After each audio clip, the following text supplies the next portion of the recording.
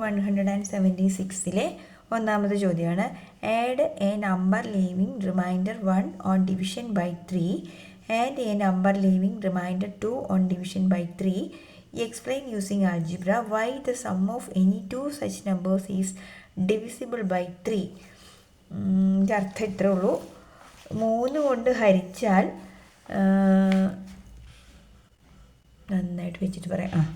3 കൊണ്ട് ഹരിച്ചാൽ മിച്ചം 1 വരുന്ന ഒരു സംഖ്യയും മിച്ചം 2 വരുന്ന ഒരു സംഖ്യയും തമ്മിൽ കൂട്ടുക. ഇത്തരം ഏത് രണ്ട് സംഖ്യകളുടെ തുകയെയും 3 കൊണ്ട് മിച്ചമില്ലാതെ ഹരിക്കാം എന്നതിൻ്റെ കാരണം ബീജഗണിതം ഉപയോഗിച്ച് വിശദീകരിക്കുക. ബീജഗണിതം മീൻസ് ആൾജിബ്രൈക് ഫോമിൽ എഴുതി നോക്കാം. 3 കൊണ്ട് ഒരു സംഖ്യയെ 3 കൊണ്ട് ഡിവൈഡ് ചെയ്യുമ്പോൾ നമുക്ക് റിമൈൻഡർ, ഇവിടെ കിട്ടുന്ന ആൻസർ അല്ല, ഇവിടെ കിട്ടുന്ന റിമൈൻഡർ 1 കിട്ടണം. അതുപോലെ 3 കൊണ്ട് ഡിവൈഡ് ചെയ്താൽ റിമൈൻഡർ 2 കിട്ടുന്ന സംഖ്യയും എഴുതണം. അപ്പോൾ അത് ആരൊക്കെ ഇപ്പോൾ നോക്കുക, സിമ്പിളായിട്ട് 4 കൊണ്ട് ചെയ്യാം. 4നെ 3 കൊണ്ട് ഡിവൈഡ് ചെയ്താൽ 1 3s are 3 റിമൈൻഡർ വന്നു. അപ്പോൾ ഒരു സംഖ്യ എന്ന് പറയുന്നത് 4 ആണെന്ന് മനസ്സിലായി. ഒരു സംഖ്യ 4 ആണ്. അടുത്തത് 3 കൊണ്ട് ഡിവൈഡ് ചെയ്താൽ റിമൈൻഡർ 2 വരുന്ന ഒരു സംഖ്യ എഴുതുക. വെൻ ഡിവൈഡഡ് ബൈ 3 നമുക്കൊരു ഉദാഹരണത്തിന് ഒരു 11 എടുത്ത് നോക്കാം. ഇഷ്ടമുള്ളത് എടുക്കാം കേട്ടോ, അല്ലെങ്കിൽ വേണ്ട 5 എടുക്കാമല്ലോ. 5 നിങ്ങൾക്ക് സിമ്പിളായിട്ടുള്ള നമ്പറാണ്. 5നെ 3 കൊണ്ട് divide 3s are 3 reminder 5 - 3 reminder 2. അപ്പോൾ നെക്സ്റ്റ് നമ്പർ എന്ന് പറയുന്നത് എന്താണ്, 5 എന്ന് എടുക്കാം. അതായത് 3 കൊണ്ട് ഡിവൈഡ് ചെയ്താൽ റിമൈൻഡർ 2 കിട്ടുന്ന അടുത്ത നമ്പർ 5. ഇനി ഇവരെ രണ്ടും തമ്മിൽ ആഡ് ചെയ്യുക, ആ രണ്ട് നമ്പേഴ്സ് തമ്മിൽ ആഡ് ചെയ്യുക. അപ്പോൾ 5 കിട്ടും, 5 4 9. അപ്പോൾ ഈ 9 എന്താണ്, 3 കൊണ്ട് ഡിവൈഡ് ചെയ്താൽ എന്ത് സംഭവിക്കും, 9നെ 3 കൊണ്ട് ഡിവൈഡ് ചെയ്താൽ 3 3s are 9 റിമൈൻഡർ 0. എന്ന് വെച്ചാൽ മിച്ചമൊന്നുമില്ല, റിമൈൻഡർ എന്ന് പറയുന്നത് ഒന്നുമില്ല, 0 ആണ്. ഓക്കെ, ഇത്രയാണ് നമുക്ക് പ്രൂവ് ചെയ്യേണ്ടത്. ഇനി അത് നമ്മൾ മാത്തമാറ്റിക്കലി അല്ലെങ്കിൽ ഓർഡിനറി ലാംഗ്വേജിൽ ഇതിനെ എങ്ങനെ എഴുതാം എന്ന് മാത്രമേ നമുക്കിവിടെ ചിന്തിക്കേണ്ടതുള്ളൂ കേട്ടോ. ഇത്രേ ഉള്ളൂ. 3 കൊണ്ട് ഡിവൈഡ് ചെയ്താൽ റിമൈൻഡർ 1 വരുന്ന സംഖ്യയെയും 3 കൊണ്ട് ഡിവൈഡ് ചെയ്താൽ റിമൈൻഡർ 2 വരുന്ന സംഖ്യയും തമ്മിൽ കൂട്ടിയാൽ ആ കിട്ടുന്ന നമ്പർ പൂർണ്ണമായിട്ട് 3 കൊണ്ട് ഡിവൈഡ് ചെയ്യാൻ സാധിക്കുന്നതായിരിക്കും. ഇത്രേ ഉള്ളൂ. അത് ആൾജിബ്രൈക് ഫോമിൽ എക്സ്പ്ലെയിൻ ചെയ്യാം. അപ്പോൾ ഒരു നമ്പർ 3യുടെ മൾട്ടിപ്പിളാണ്. ഇപ്പോൾ 1 2 3 4 5 6 എന്ന് പറയുന്ന നാച്ചുറൽ നമ്പേഴ്സിൻ്റെ എല്ലാം ഇൻറ്റു 3 നമ്മൾ ചെയ്ത് നോക്കിയേ. 3യുടെ ടേബിളാണ് നമുക്ക് കിട്ടാൻ പോകുന്നത്, ശരിയല്ലേ? നോക്കിക്കേ, 3 1s are 3 3 2s are 6 3 3s are 9 ഇതെല്ലാം. അപ്പോൾ നമുക്ക് 3യുടെ മൾട്ടിപ്പിൾസിനെ വേണമെങ്കിൽ നമുക്ക് 3n, ടീച്ചർ ഇന്ന് ക്ലാസ്സിൽ പറഞ്ഞ പ്രകാരം n3 3n എന്ന് എഴുതാമല്ലോ. ഒരു 3യുടെ മൾട്ടിപ്പിൾസിലായിട്ടുള്ള ഒരു നമ്പറിൻ്റെ പ്രത്യേകത എന്ന് പറയുന്നത് 3n ആണ്. +1, അപ്പോൾ 3n +1, സപ്പോസ് ഇതൊരു 1 ആണെന്ന് വെച്ചാൽ 3 × 1 + 1 എന്ത് വരും, 4 വരും. 3 × 2 + 1 എന്ത് വരും, 3 2s are 6 + 1 7. ഈ നമ്പറെല്ലാം എന്താണ്, 3 കൊണ്ട് ഡിവൈഡ് ചെയ്താൽ റിമൈൻഡർ 1 വരുന്ന സംഖ്യകളാണ്. മനസ്സിലായല്ലോ? ഇനി എന്ത് ചെയ്യുന്നു, അപ്പോൾ ഇതാണ്. ഇനി അടുത്ത എന്താ, 3 കൊണ്ട് ഡിവൈഡ് ചെയ്താൽ റിമൈൻഡർ 2 വരുന്ന സംഖ്യ. ഒരു നമ്പർ 3 കൊണ്ട് ഡിവൈഡ് ചെയ്താൽ റിമൈൻഡർ 1 വരുന്ന സംഖ്യയുടെ ജനറൽ ഫോർമാറ്റ് ഇതാണ്. അപ്പോൾ 3 കൊണ്ട് ഡിവൈഡ് ചെയ്താൽ റിമൈൻഡർ 2 വരുന്ന സംഖ്യയുടെ ജനറൽ ഫോർമാറ്റ് 3n + 2 എന്നുള്ളതാണ്. ശരിയല്ലേ? ഇനി ഇവയുടെ രണ്ടിൻ്റെ സംബീജഗണിത രൂപമാണ് നമ്മൾ എഴുതുന്നത്. ഇനി ഇവയുടെ രണ്ടിൻ്റെ സം എടുക്കുന്നു. അപ്പോൾ 3n + 1 + 3n + 2 എന്താണ്, 3n-ഉം 3n-ഉം കൂടെ ആഡ് ചെയ്ത് ലൈക്ക് ടേംസ് തമ്മിൽ ആഡ് ചെയ്യണം. ഞാൻ എന്തായാലും പറഞ്ഞിരുന്നല്ലോ, ലൈക്ക് ടേംസ് മാത്രമേ ആഡ് ചെയ്യാൻ പാടുള്ളൂ. 3n + 3n എന്ന് വെച്ചാൽ 6n, 2 1 3. അപ്പോൾ ഇതെന്താ, 6n + 3 എന്ന് വന്നു. ഈ രണ്ടിൽ ഈ 6n എന്ന് വെച്ചാൽ 2 × 3n ആണല്ലോ, +3 രണ്ടിലും. അങ്ങനെയൊക്കെ ഇത് നിങ്ങൾക്ക് ആ കൺഫ്യൂഷൻ ആയിരിക്കും.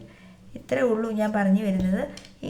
ഇതിൽ 3 ഉണ്ടോ, 6-നകത്ത് 3 ഉണ്ടോ, 2 3s are 6 അല്ലേ.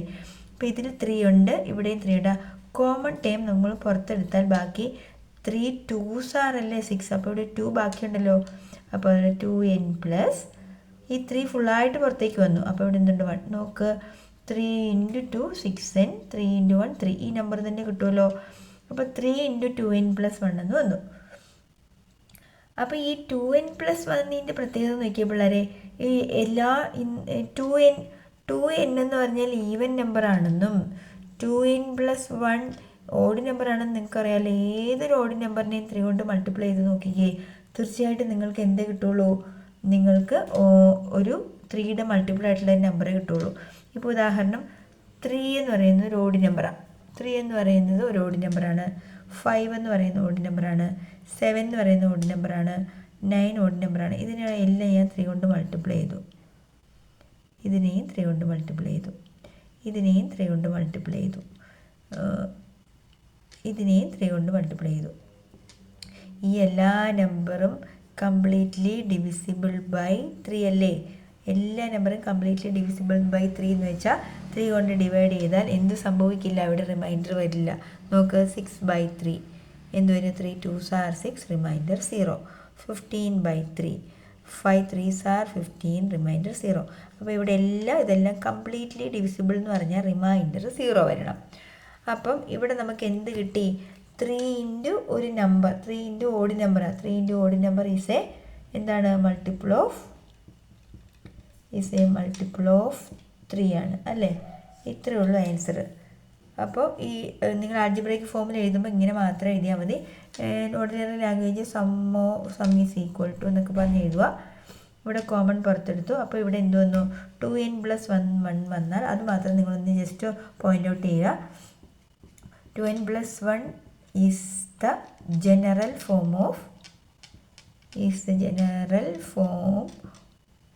of odd numbers. So any odd number into 3, any odd number into 3 is equal to multiple of odd number into 3 അല്ല, into 2 അല്ലേ പുറത്തെടുത്തത്? സോറി, എനി ഓഡ് നമ്പർ കറക്റ്റാണ് പറഞ്ഞത്, കറക്റ്റാണ്. Any odd number into 3 is equal to multiple of 3. അതെല്ലാം എന്താണ്? 3യുടെ multiple. ഏതൊരു ഒറ്റ സംഖ്യയും 3 ഗുണം ഒറ്റ സംഖ്യ സമം 3ൻ്റെ ഗുണിതമായിരിക്കും. 3ൻ്റെ ഗുണിതം എന്ന് പറഞ്ഞാൽ 3 കൊണ്ട് ഡിവൈഡ് ചെയ്താൽ റിമൈൻഡർ അല്ലെങ്കിൽ മിച്ചം ഒന്നും വരില്ല. പൂർണ്ണമായിട്ട് അതിനെ ഹരിക്കാൻ പറ്റും. എന്ന് വെച്ചാൽ 3ൻ്റെ പട്ടികയിലുള്ള ഒരാൾ 3 കൊണ്ട് ഡിവൈഡ് ചെയ്താൽ റിമൈൻഡർ 0 വരുമല്ലോ. അത്രയേ ഉള്ളൂ അർത്ഥമാക്കുന്നത്. രണ്ടാമത്തെ ചോദ്യം, the numbers 12, 23, 34 etc. are got by starting with 12 and adding 11 again and again. What is the remainder if any such number is divided by 11? Write the general algebraic form of all these numbers.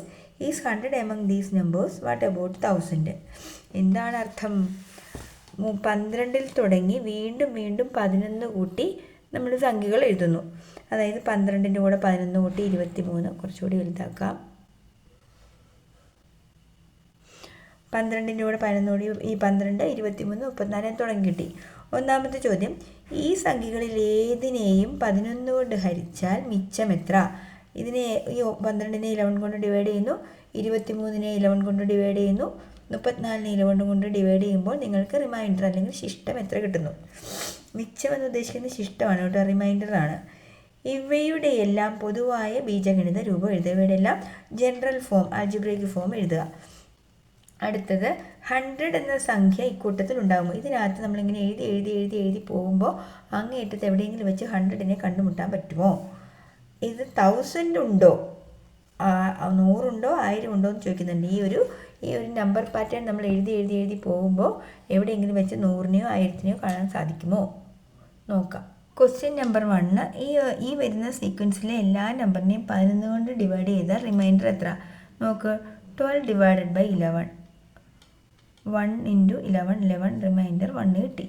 Then 23നെ നമ്മൾ 11 കൊണ്ട് divide ചെയ്തു, 11 2 22, reminder 1.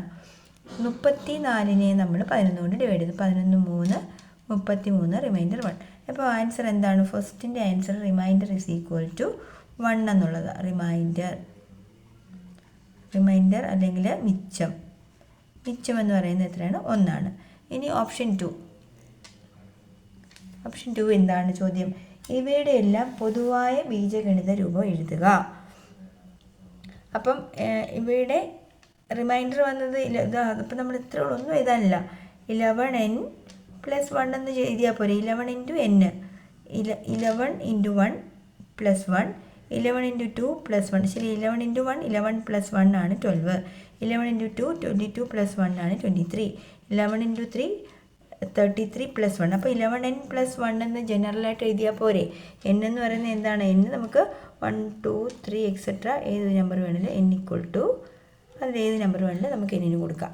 ഇതാണ് രണ്ടാമത്തെ ക്വസ്റ്റിൻ്റെ ഉത്തരം. മൂന്നാമത്തെ 100 എന്ന സംഖ്യ കൂട്ടത്തിൽ ഉണ്ടാകുമോ എന്നാണ് ചോദ്യം. അതായത് 11n + 1 എന്ന് പറയുന്നത് 100 എപ്പോഴെങ്കിലും വരുമോ? വരുമല്ലോ, ശരിയല്ലേ. 11 × 9 99 + 1 എന്താണ്? 100 എന്ന് പറയുന്ന സംഖ്യ ഇവിടെ ഈ സീക്വൻസിലുണ്ട്. അങ്ങനെയാണെങ്കിൽ 1000 ഉണ്ടോയെന്ന് 11n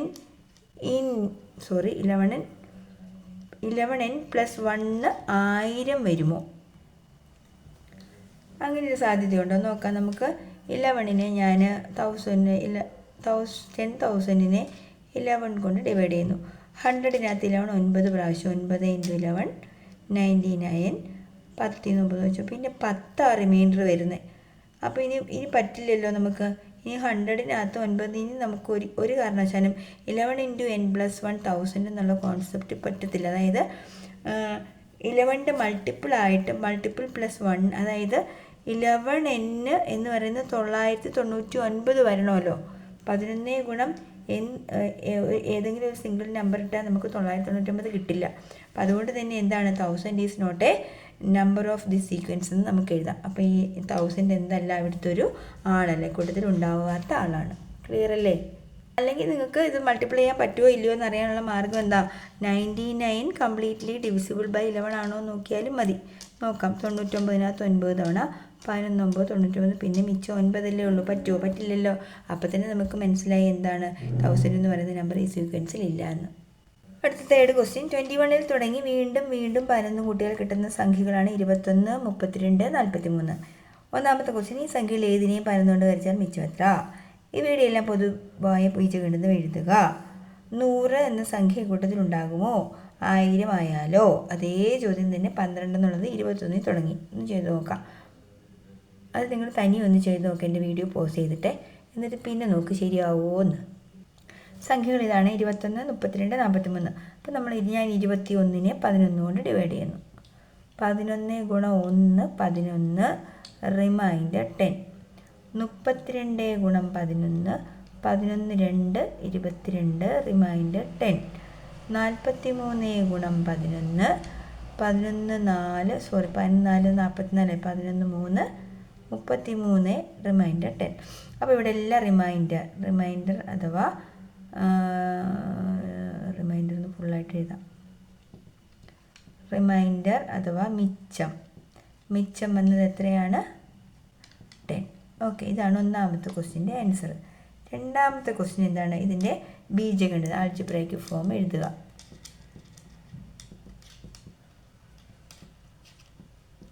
ബീജഗണിത രൂപം എഴുതുന്നു. ഇതിൽ നിന്ന് നമുക്ക് എന്ത് എഴുതാം?